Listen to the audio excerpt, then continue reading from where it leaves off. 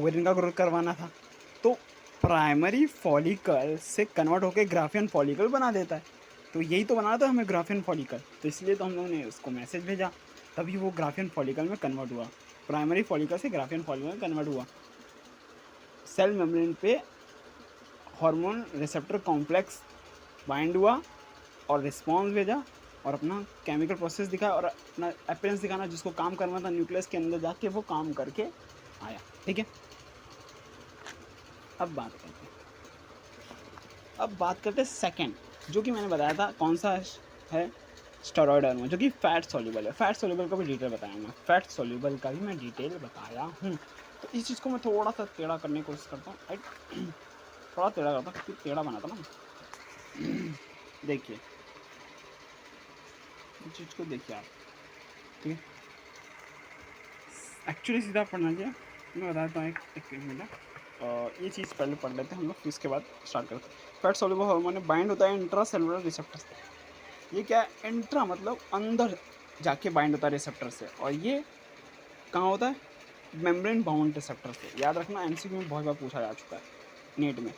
ठीक है, बाइंड अंदर इसके थ्रू वो रिसेप्टर होता है, किसके पास, फैट सॉल्युबल हार्मोन होता है ना, वो अंदर जाके वो रिसेप्टर से बाइंड होता है। मोस्टली प्रेजेंट इन न्यूक्लियस, ज़्यादातर न्यूक्लियस नहीं, मैसेंजर एब्सेंट होता है। और hormone work by gene level, gene level पे ये हार्मोन वर्क करता है।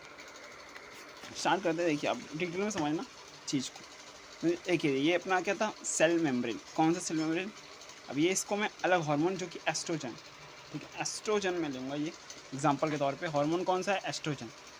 एस्ट्रोजन हार्मोन इस मेम्ब्रेन से, अब मैं बताता हूँ, ये जो मेम्ब्रेन दिख रही है ना आपको, ये मेम्ब्रेन अब हाइड्रोफोबिक बताया था मैंने, हाइड्रोफोबिक है। और जो एस्ट्रोजन है ना, वो भी हाइड्रोफोबिक है। एस्ट्रोजन वो भी हाइड्रोफोबिक है, और जो यूट्राइन सेल मेम्ब्रेन है ना, वो भी हाइड्रोफोबिक है। अब दोनों साथ साथ दोनों बोल दिए भाई तू मेरा लायक का है, तू अंदर आ जा। जो उस टाइम पे प्रोटीन में क्या बोला उसने, सेल मेम्ब्रेन में, कि भाई तू मेरे लायक का नहीं है, तू हाइड्रोफिलिक है।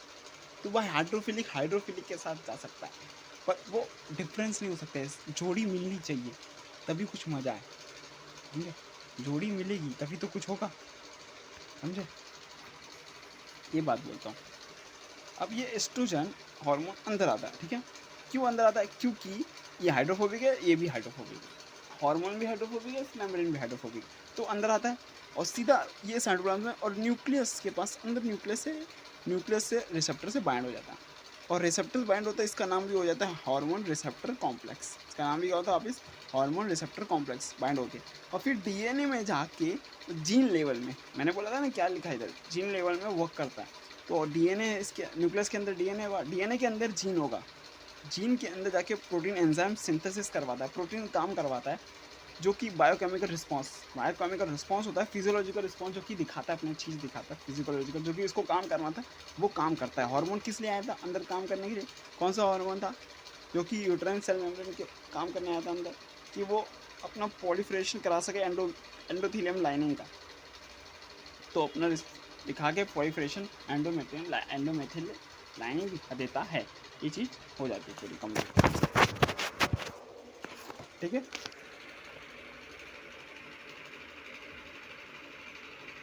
ये चीज़ कंप्लीट हुई। अब आगे बढ़ते हैं,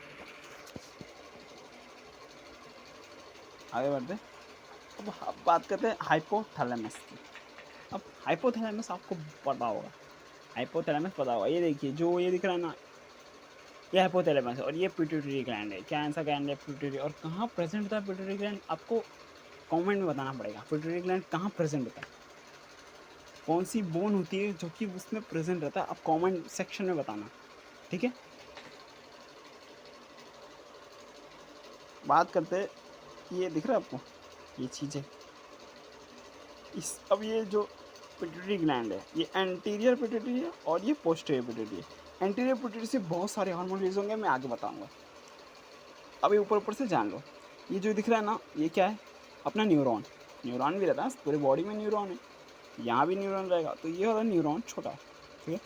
इसके पास साइटोन देखने मिल रहा है, छोटा सा बोल, साइटोन्स क्या होता है, जो कि साइट ऑफ सिंथेसिस करता है, प्रोटीन का सिंथेसिस करता है और इनिबिट करता है हार्मोन को, इतना कंप्लीट हुआ। और ये एक्सोन है, ठीक है, एक्सोन, इसका बात अलग है। और साइटोन क्या करता है, रिलीजिंग करता है और इनिबिट करता है हार्मोन को, ठीक है। यहाँ से चीज़ हार्मोन यहाँ आती है, ठीक है, यहाँ से पूरा इधर आता है। और जो इस साइटोन यहाँ का दिख रहा है ना, जो कि पोस्टीरियर साइड का, वो साइटोन से site of synthesis of oxytocin and ADH, ये जो प्रोटीन सिंथेसिस होता है यहाँ ऑक्सीटॉक्सिन का और एडीएच का प्रोटीन सिंथेसिस होता है साइटोन, फिर यहाँ से थ्रू आता है पोस्टीरियर में, जो कि इसको बोलते हैं हम। और इस चीज़ को क्या बोलेंगे, पोर्टल सर्कुलेशन। ये जो चीज़ पोर्टल सर्कुलेशन लिखा ना मैंने, पोर्टल सर्कुलेशन, ठीक है। ये जो लाइन दिख रहा है, ये लाइन जो कि पोर्टल सर्कुलेशन, क्यों, क्योंकि जो न्यूरॉन इसको दे देगा पोर्टल सर्कुलेशन वापस इसको जाके एंटीरियर पिट्यूटरी को दे देगा। तो यहाँ इसका काम होगा इनिबिट करना और प्रोटीन का सिंथेसिस करना। एक्साइटोन का काम ही प्रोटीन का सिंथेसिस करना। तो ऑक्सीटोसिन एडीएच रिलीज करके वो पोस्टीरियर पिट्यूटरी पे लाके दे देगा वो। और पोस्टीरियर पिट्यूटरी क्या करेगा, वो देखिए यहाँ साइनोप्टिक नोब दिख रहा है, साइनोप्टिक नोब के थ्रू वो रिलीज़ करेगा, ठीक है।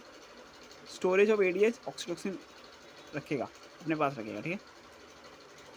Posterior pituitary direct under the neural control of hypothalamus, वो डायरेक्ट कंट्रोल होता है किससे, हाइपोथैलेमस से, ठीक है। और जो पोर्टल सर्कुलेशन है वो ट्रांसपोर्ट करता है are hypothalamus to anterior pituitary, ठीक है, ये पता होना चाहिए आपको। और एक्सोन क्या है, transport hormone ADH and oxytocin transport करवाने में हेल्प करता है। इतना समझे, ये चीज़ें समझनी चाहिए। और एंटीरियर पिट्यूटरी कंट्रोल करता है hypothalamus releasing and inhibitory hormone, ये बता चुका मैंने, ठीक है। अब डिटेल बताते हैं हार्मोन कौन से रिलीज होते हैं। सबसे पहला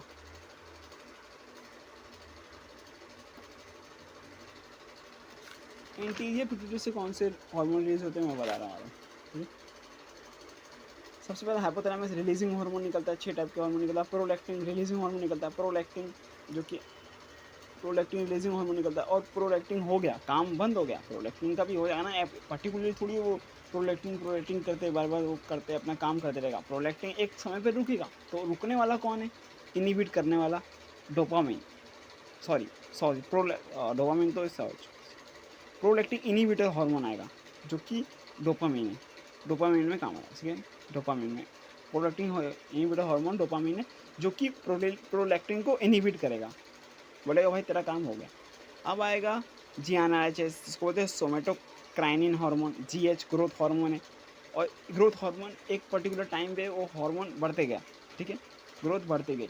अब भाई बोलेगा कि भाई बस अब ज़्यादा हो गया, अब अभी तुमको बंद होना, तो इनिबिट हार्मोन भेजेगा सोमेटोस्टेटिन GHIH, याद रखना GHIS सोमेटोस्टेटिन, ठीक है। और बात करें यहाँ से releasing hormone, MSH releasing hormone निकलेगा जो कि मेलेनोसाइट स्टिमुलेटिंग हार्मोन बोलते हैं, इसको बोलते हैं मेलेनोसाइट स्टिमुलेटिंग हार्मोन है। और इसको भी बोलेगा भाई तू बस इतना काम ही करना तेरे को, ज़्यादा काम ओवर नहीं करना। तो इसको इनिबिट करने वाला कौन रहेगा, MSH इनिबिट हार्मोन, ठीक है। GnRH गोनेडोट्रोपिक हार्मोन जो कि फॉलिकल स्टिमुलेटिंग हार्मोन है। LH लुटिनाइजिंग हार्मोन, ये होते हैं गोनेडोट्रोपिक हार्मोन। इसको इनिबिट करने के लिए फीडबैक मैकेनिज्म है, फीडबैक मैकेनिज्म इसका मैकेनिज्म अलग है, ये चीज़ को अलग है। और फीडबैक ये जो इतनी चीज़ है ना, ये इसका मैकेनिज्म अलग है, इसको डिटेल में कभी बताऊंगा मैं, ठीक है। तो ये चीज़ को gonadotropic hormone stimulating hormone release करता रहता है, ठीक है। और CRH corticotropic hormone, corticotropic releasing hormone, corticotropic releasing hormone ACTH बोलते हैं इसको, इसको अपना बढ़ाएगा कि भाई अपना काम करना चालू कर, एंटीरियर पिट्यूटरी से निकालेगा।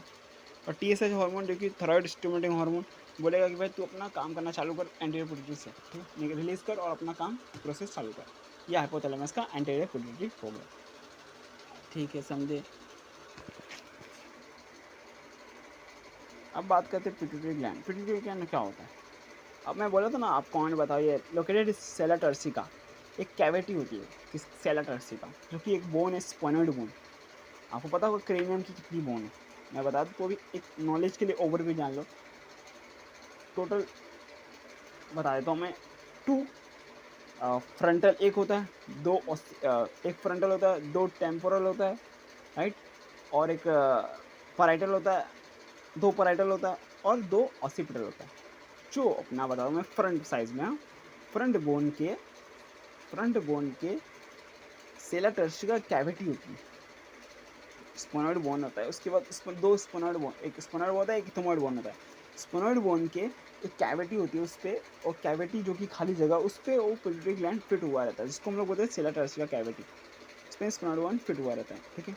और ये हाइपोथैलेमस दिख रहा है आपको, कैसा दिख रहा है आपको, ये दिख रही है लाइन, इनफंडिबुलम बोलते हैं इसको, क्या बोलते हैं, इनफंडिबुलम। आपको पार्ट दिख रहे हैं, पोस्टीरियर पार्ट और इंटीरियर पार्ट, एंटीरियर पोस्टीरियर मतलब पीछे और आगे, ठीक है। और ये मिडल पार्ट, याद रखना, ठीक है। हाँ ये बता रहा था मैं, तो ये बता रहा हूँ मैं, डिटेल में बताऊँगा, ठीक है। ये सब डिटेल में बताने वाला हूँ मैं, ये सब बताऊँगा। ये पहला लेक्चर मैं यहाँ तक समाप्त करता हूँ, थोड़ा सा थोड़ा सा काम करना है, तो अभी यहाँ तक मैं स्टॉप करता हूँ, फिर आगे मैं आपका सेकेंड लेक्चर लेके आऊँगा, ठीक है। इंटीग्रेशन, केमिकल कोऑर्डिनेशन इंटीग्रेशन का मैं सेकेंड लेक्चर लेके आऊँगा, तब मैं आपको और डिटेल समझाऊँगा, क्योंकि थोड़ा सा डिटेल बाकी यहाँ से पूरा, ये बाकी यहाँ से मैं चालू कर दूँगा, और जिससे पिट्यूटरी ग्लैंड से वापस चालू कर दूँगा, और पूरा सेकेंड लेक्चर में कोशिश करूँगा पूरा कंप्लीट करूँ, कोशिश करूँगा जहाँ तक हो जाए। और यहाँ तक मैंने कंप्लीट किया, कहाँ तक, हाइपोथैलेमस के हार्मोन तक कंप्लीट किया मैंने, लगभग 5-6 पेज कंप्लीट किया मैंने, ठीक है। इतना ही करूँगा, क्योंकि ज़्यादा वीडियो बनाना अच्छा नहीं है, ज़्यादा 15-20 मिनट से ज़्यादा वीडियो नहीं बनाना चाहिए, मुझे ऐसा लगता है, क्योंकि बोरिंग हो जाता है एक पर्सन, समझे। तो मैं इतने बनाता हूँ, ठीक है। आगे वीडियो आते रहेगा, 2 लेक्चर और होंगे मेरे हिसाब से, 2 लेक्चर रहेंगे केमिकल कोऑर्डिनेशन का और आएंगे, कल परसों आते रहेंगे, ठीक है। लाइक करना, सब्सक्राइब करना चैनल को, ठीक है। बाय, तब तक के लिए बाय बाय, और शेयर भी करना।